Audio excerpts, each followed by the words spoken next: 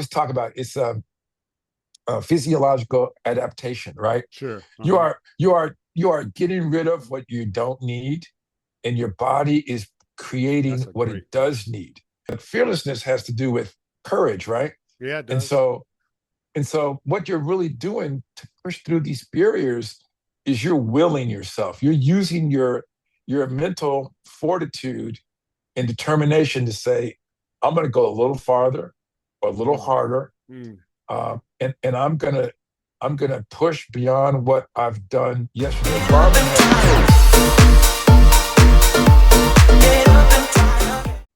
Hey, everybody. It is Kenny E. I'm back here on Black Iron Tribe with another Fearless Conversation. And today we are joined by Mr. Frank Wilson. Hey, Frank, Hey Kenny, what's up, man? what's happening? Frank is a 64-year-old married dad of two adult kids. Frank the fifth. I hope I got that right. Frank the Yeah, fifth, yeah, who's yeah, 31, and his daughter Shelby, who's 23. Frank yeah, lives in Houston. He's been there going on 10 years now, which is yeah. hard to believe because I met Frank in Chicago, where you were there for what, 32 years in Chicago? And That's correct. Yep, Okay, yep, so by way of Oklahoma City, Oklahoma is where you grew up, went to school in Atlanta at Morehouse, and correct, currently you're a chief financial officer, CFO for a real estate management company down in Houston. All right. correct. Yes, So sir. so Frank comes at us strong, y'all. He he has a dubious distinction of pulling me into triathlon. He might not want to admit that, but he is the guy. Mm, Frank has done multiple 70.3s, including Augusta, which he did twice. mm, And then once he and I did that together. So that's a race that we have done together. And he's completed, and help me if I'm wrong here, two full Ironman races. correct. One, your first one was Wisconsin when you were 50 years old. So your first time towing the Hmm. IM line was at 50, and then Yep. did a second one in Mont Tremblant, which I'm going to dig into that a little bit. I did read your race report on that. Okay. And Okay. then you trained with Infinity in Chicago. I used to know them as Infinity Multisport. I think you called them Infinity, whatever, Infinity Effect. But the Infinity Group, Hmm. Maurice and Laura and those Right. guys, which Right. is who I started training with too. Thanks to you. And now you train with a group called Endurance Nation. I'm Mr. Patrick McCran. Correct. I'm Correct. sorry, and McCran. he's McCran. is bringing it full circle. The reason you are currently on this call with us from Mallorca, Spain, which is just Right. too exciting. So yeah, so Frank is joined. He's taking time off from his amazing time, which I'm sure is amazing time in Spain, where he's there for a cycling event. This is not your first time out there, Mm-mm. Mm. and so thank you, Frank. Welcome to Fearless Conversations. I'm so excited and happy to have you. Just to give you guys some background on how Frank and I met. You've heard me talk in the past about a group called IA Squared R in Mm. Chicago. I got introduced to them by an old schoolmate of mine, and Frank rides with them as well. And after I struggled that first season because I was probably 50 pounds heavier than I am now and struggling, Frank says, "Come with me, Kenny, to train over the winter." And that's where I met his triathlete buddies who trained all winter and made me a better cyclist. And after a few years of that, it was like, okay, enough of this cycle stuff. It's time for you to toe the line. And that's kind of how I got into triathlon. But Frank, thanks for your time in Mallorca. Tell me what makes Mallorca so special. I know this isn't your first time, and I got a ton of other questions for you, but talk to me Sure. a little bit about Mallorca. Okay. So Mallorca is about an hour from Barcelona or Madrid, Mhm. and it's the part of it. The island that I'm in is called Port de Pollença. Um, and what's special is this part of the island, it caters to cyclists. It's very Wow. cyclist centric. Every restaurant and every hotel that I go anywhere around has a bike rack. So you don't bring your bike here. You don't have to because these high end, like Pinnacle Dogmas. I think that's what I'm riding Hmm. this week. And Yep. it's like all the high end with the 34 in the front, 34 in the back. Yep. So you got Climbing. you got Climbing. Yep. climbing gears, Yep. and so and they've got mechanics. All their bikes are well taken care of because they're rented every week. So everybody's in spandex. Good or bad, Well, and that's then the what it is. Yeah. routes, like the routes are nothing like what we have. So then you go down, and then you climb up to get into it. And then the problem is you climb up, and then okay, now you go into it, and it's this cool little village, right? Right. On the ocean. Right. And the problem is you have coffee, right? It's a very laid back. In Texas, unfortunately, they're not civilized in the cycling. They ride out into the country roads Yeah. with Yeah. cows, Yeah. Yeah. and then they fill up their water bottles at the gas station, and then they're like, okay, 15 minutes, let's go. And Wow. even in Chicago, we go to the Starbucks, we hang out for 30 minutes with IA Square R. We talk politics and we That's get to true. know each other. That's It's true. social. Not so in Texas. Texas, they're at the gas station and they go. Here, it's espresso, Americano, or Cokes, which is what I drink because I'm Right. not a coffee drinker. And then most people get cake, right? Almond cake. Like it doesn't make sense, but This that's is like what craziness. it's like. I'll send you a picture, Kenny. It's like Please. you get a little piece of cake and it's Uh, not super sweet, but you burn it off, right? You burn right. it off climbing, Right. and there are these cobblestone streets. Once you've done all this climbing and then you ride down into it, you have your coffee, then you got to climb out of it. There's only one way out. You got to climb back up, and it's steeper to get out. That is And it's the crazy. number one, it's the number one most popular ride here. And Right. I've never had the courage or the endurance and the fitness level to do it because the climb out's like 15%, Oh, for stretches. And so, wow. but it's iconic. The biggest problem that you have is having a collision with some other cyclists, right? Not Wow. cars. Not car.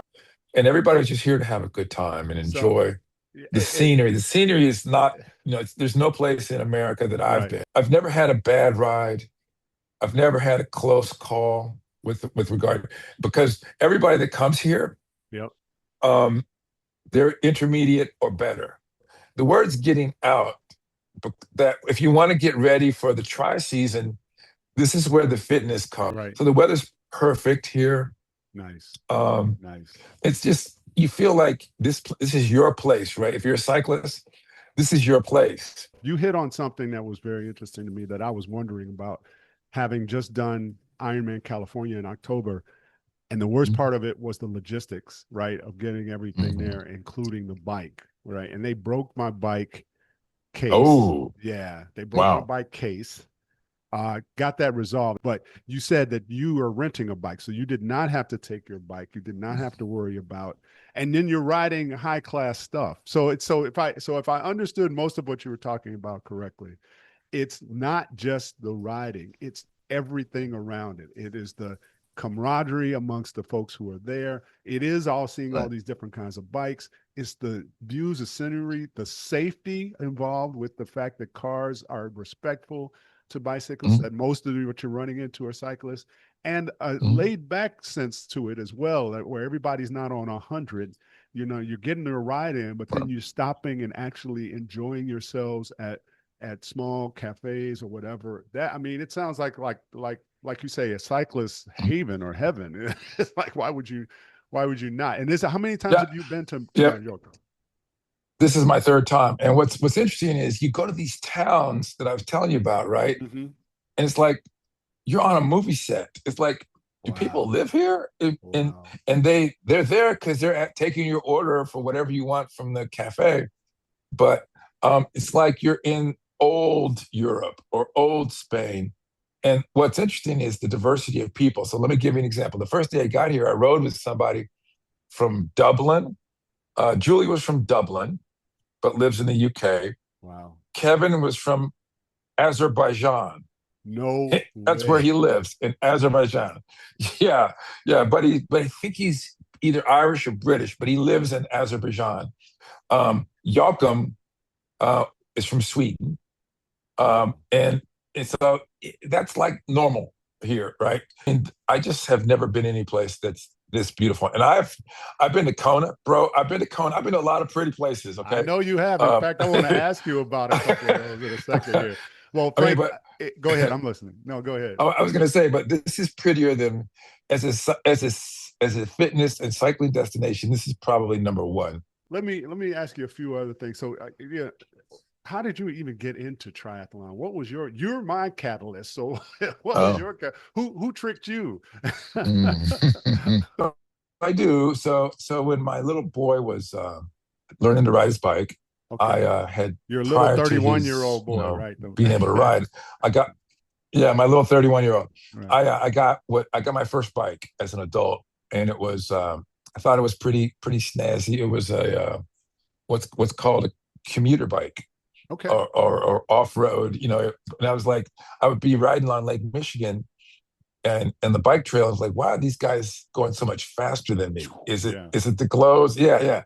So eventually I said, you know what? I got the wrong bike. But eventually I said, I want to go a little faster. So I bought my first road bike. Hmm. And that first bike is what I started riding with IA square R Right. with. To justify that I spent the amount of money that I did, I thought, well, let me try a triathlon. I Really? don't know Because the how IA that Square made. R guys are not big on triathlon. I think I started running. I think I started running, doing um 5Ks or something.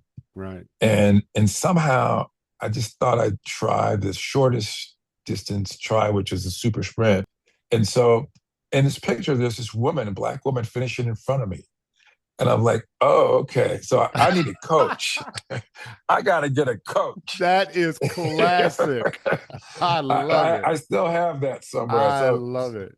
Val Tyler and Mo Willis Yes. started Yes. trying to help me swim. And I got to him either through Bernard, what's Bernard's last name? Lyles. Bernard Bernard Lyles. Lyles. Yep. Somehow, like Bernard, that's how I ended up, Yep. learning to swim. I was focused on proper swim technique, which took me years.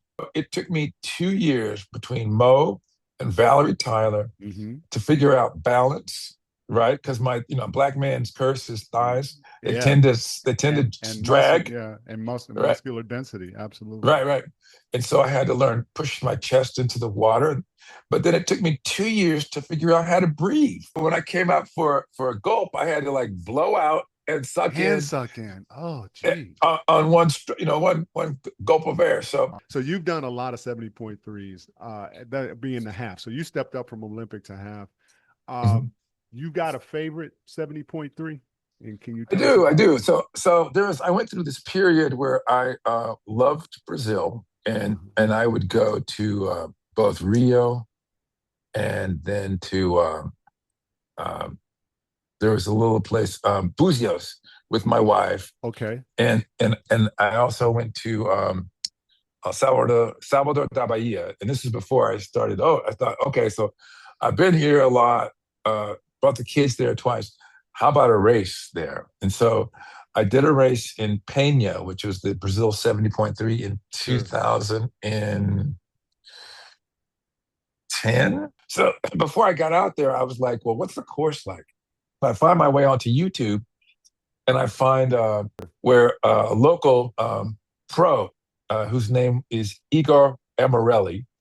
Okay. I hook up with him like through some kind of like an email or a text message or something. But here's the deal: I didn't know that Igor was like a really really good pro. So it turns out Igor comes in second, In the and race. in the race. Okay, okay. Okay, so here's the best part. A year later, the Brazil Ironman, Igor wins it. He Outright. wins he comes in first. But the cool part was they have um uh like the literature has like icons on it, right? Right. And then the street polls, like sometimes they have banners. Yep. I didn't know it at the time. It's a profile of Igor. No way. Folks, if you have any questions about some of the people we're talking about, please shoot me a comment on the video. Mhm. So just a couple more questions because what would you say? Let's say someone's new, and I mean you didn't say much to me other than come with me to cycle and toe the line. You've been playing around with this bicycle stuff long enough. But what would you say to somebody who's kind of on the fence? Like both of you and I got starts later in life. I mean, I told Chattanooga my first race was a week before my 50th birthday, my first Ironman, my first full Mm. Ironman. So I've never done Ironman, never done triathlon under the age of 45. Everything I did was from 48, 49 on, right? But what would you say to people who are kind of who are thinking about it, but on the fence or whatever? And maybe they're already doing one of the sports because most people come in on some kind of entry drug sport, right? I was a swimmer and I was a runner and I became. What would you say to someone who's trying to make a decision whether to jump into this sport? Okay, so I'd say you should do it, right? And Okay. and I would say do what I did, which is start with the shorter distances. But I'd say try it at the shorter distance, but understand the magic of triathlon is recovery.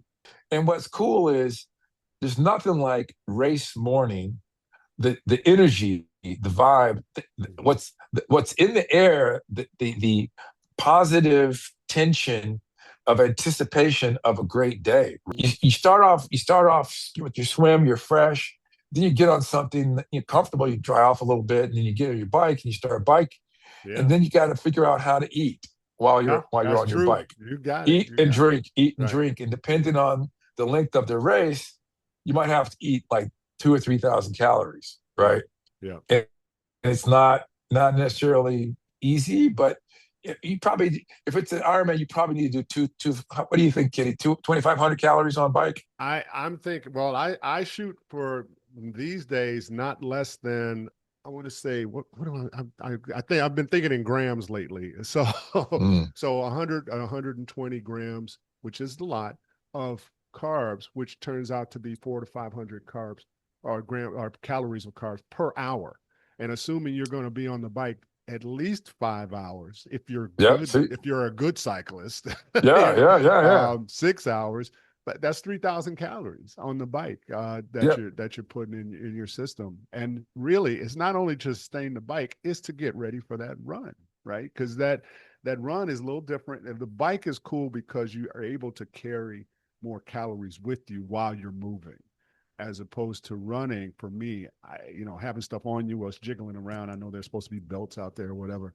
It's different. Your calorie intake is going to be different on the run.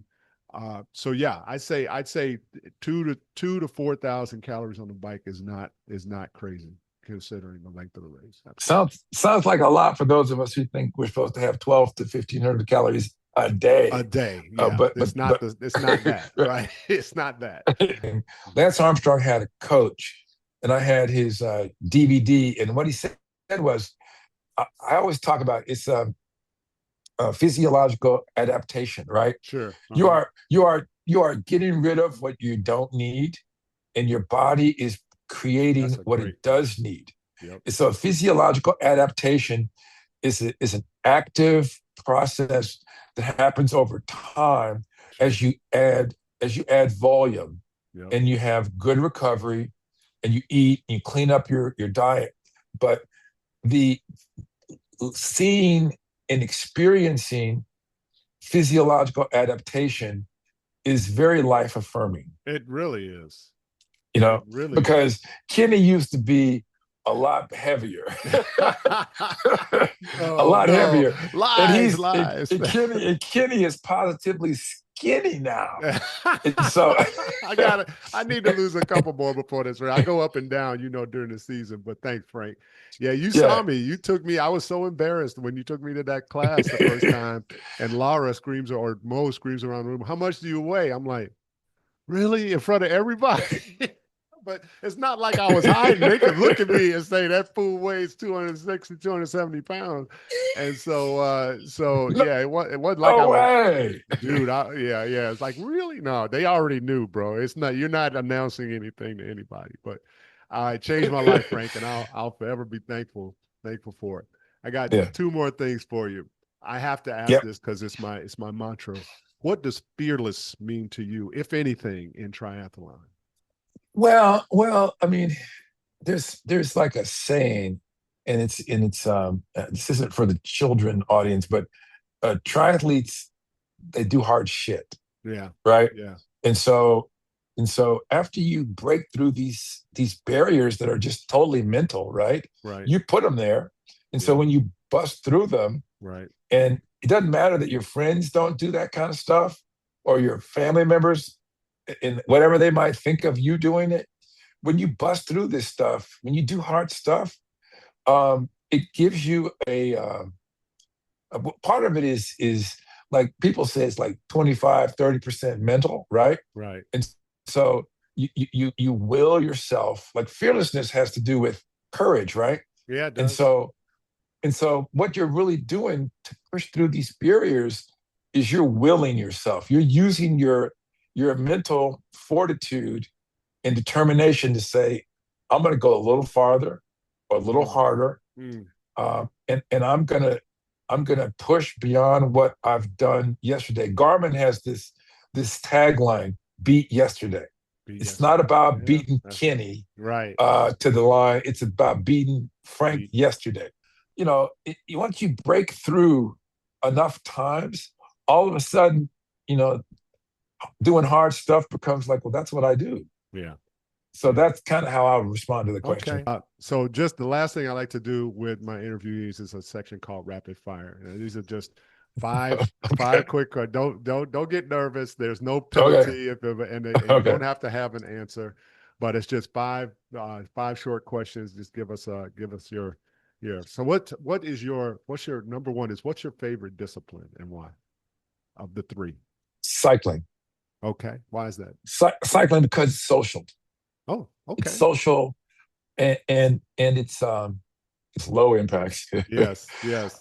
And there's you can enjoy some scenery and in the camaraderie. And when you really get a good group, you're really working a team as one because the peloton is rotating.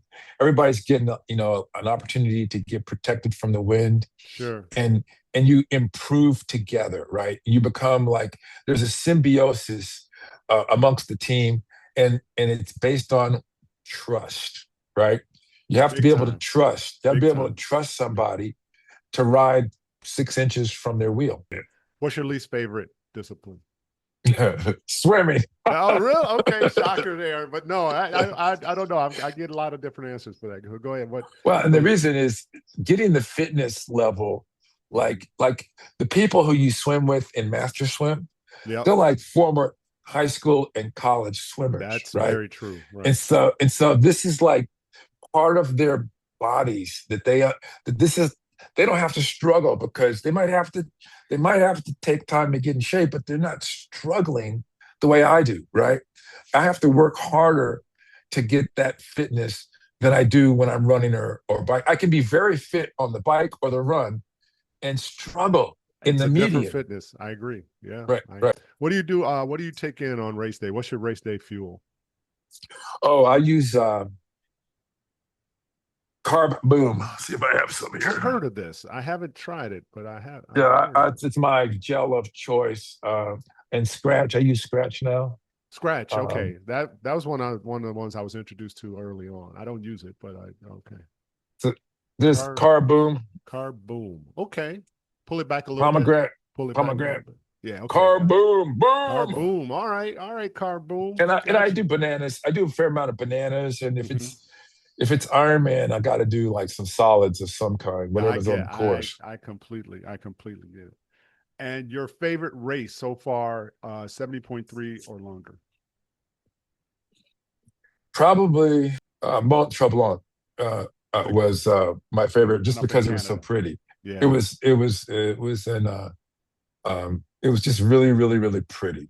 Okay. And if you could pick a song, this one can be tough. If you could pick a song to be playing at the finish line when you cross at an Ironman, what would it be? Any idea? Will Smith, what is it, Miami? I don't know, something like Okay. that. That's fair. That's fair. Bienvenido a Miami. I love it. I love it. All right. So last thing I got for you. You got any races planned other than any other triathlons on the docket already reserved? I have not. Okay. I'm looking. Got some suggestions for a 70.3 for me? Just for the record, my family lives in Panama. my parents. Now that's the race I was thinking about, but that's not until March. It's not until March. Until then, well, Right. you know, I'm doing Gulf Coast in less than 3 weeks. That's Panama City Beach. That's in Texas, right? No, that's in Florida, Panama City Okay, Beach, okay. Florida. Um, the very next weekend, don't call me crazy. I'm doing Chattanooga with Katie and Mark. I know 70.3 or the full? 70.3, 70.3. The, Oh, the okay, full, okay, the okay. full for Chat's not till late October. I mean, say late September. Katie mentioned Cozumel. Uh, it's windy, too windy. Understood. I don't know anything about it. I'm just coming up with some, but I know that's later in the year. And then we'll have to let's look at it and see what's out there for 70.3. I haven't really looked into it. I just want to pound through these two coming up here in less than a month and go from Well, there. I got to get back to running. Yeah. I did most Okay. of my training on the bike to come here, but just a quick story before I let you go. Sure. Last time I was here was in 2024, Okay. and when I came here, I got here 2 days before a woman named Pat, and Pat was 74 when she got here on Tuesday. When everybody else got here on Sunday, Uh-huh. Pat couldn't get here on before because she ran the London Marathon, and Unbelievable. and I looked up Pat on her Strava, Yeah. and it turns out she not only did the London Marathon the Sunday before she came over to Mallorca, but the last October she was second in her age group in Kona. So In and Kona. so that's who comes here, right? These Ironman racers I love that it. are like I love it. they need to train somewhere, so I they come love it. here. Well, I'm gonna cut you loose, man. I appreciate your time and thank you for taking time out from your vacation/cycling in Spain. This is super exciting. Thanks for sharing everything with us, ladies and gentlemen. I really appreciate you guys watching. Do us a favor, hit the like and subscribe button when you get a chance. And most importantly, if you know Frank and you're here to watch Frank, be sure to let him know you saw his interview and share it with all your friends and Frank's friends who may not normally be visitors to YouTube, what have you. Share the fact that he shared his time with us is always appreciated. So thanks, Frank, for that. Don't go away. I'm just going to say bye to the folks here. Thanks again, Mm. ladies and gentlemen, for joining us here at Black Iron Tri for Fearless Conversations. This has been amazing to talk to somebody who, it's very key to pulling me into triathlon, and then continues to support the sport as we both get older. Frank, we've known each other a long time, double-digit years at this point, and Yep, yep, we're yep, still doing the thing. So, all yep. right, thanks everyone. Until next time, this is Kenny East signing off from Black Iron Tri. And remember, you don't have to be fastest, just be fearless. Thanks. Bye for now. Giving you up, no, no, I ain't giving you up, no, giving you up, no, no, I ain't giving you up, no, more.